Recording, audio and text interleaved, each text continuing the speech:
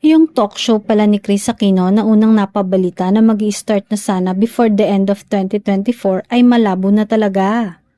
Hindi pa sure kung kailan matutuloy kasi sabi nga ng ABS-CBN Lady Executive na si Jasmine Palyera, Chris daw is not well enough para simulan na nga ang nasabing talk show.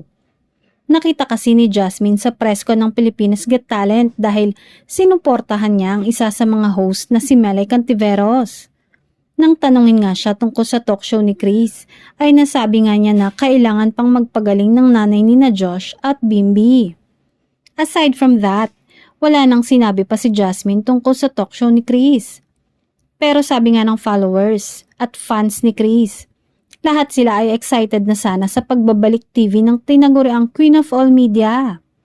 Siyempre ang mga nagmamahal kay Chris ay talaga namang pinagdarasal na maging mabuti na talaga ang kanyang kalagayan para maging normal na uli ang lahat sa nanay ni na Josh at Bimbi. At syempre, para makapag-talk show na nga uli si Chris dahil talaga namang marami na ang nakakamiss sa kanya.